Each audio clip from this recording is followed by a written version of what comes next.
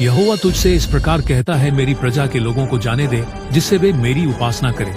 परंतु यदि उन्हें जाने न देगा तो सुन, मैं मेंढक भेजकर तेरे सारे देश को हानि पहुंचाने वाला हूँ, और नील नदी मेंढकों से भर जाएगी, और वे तेरे भवन में और तेरे बिछौने पर और तेरे कर्मचारियों के घरों में और तेरी प्रजा पर, वरन तेरे तंदूरों और कठौतियों में भी चढ़ जाएंगे, और तुझ पर और तेरी प्रजा और तेरे कर्मचारियों सबों पर मेंढक चढ़ जाएंगे। हारून से कह, अपना लाठी बढ़ाकर नदियों, नालों और तालाबों के जल पर हाथ फैला, जिससे वे मेंढकों को मिस्र देश पर ले आएं। तब हारून ने अपना हाथ मिस्र के जल के ऊपर फैलाया, और मेंढकों ने निकलकर मिस्र देश को ढक लिया। पर जादूगरों ने भी अपनी जादूगरी से ऐसा ही किया। उन्होंने मेंढकों को मिस्र देश पर ले आए। यहोवा से विनती करो कि वह मेंढकों को मुझसे और मेरी प्रजा से दूर करे, और मैं इस्राएल लोगों को जाने दूंगा, जिससे वे यहोवा के लिए बलिदान करें। इतनों बात के लिए तू मुझे आदेश दे कि अब मैं तेरे और तेरे कर्मचारियों और प्रजा के निमित्त कब विनती करूं कि यहोवा तेरे पास से और तेरे घरों में से मेंढकों को दूर करे, और वे केवल नील नदी में पाए जाए। कल।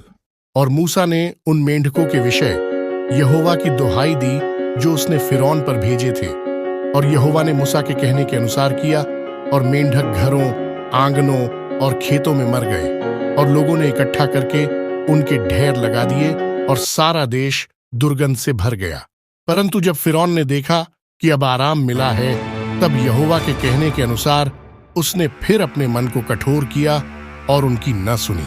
फिर यहोवा ने मूसा से कहा, हारून को आज्ञा दे, तू अपनी लाठी बढ़ाकर भूमि की धूल पर मार, जिससे वह मिस्र देश भर में कुटकियां बन जाए।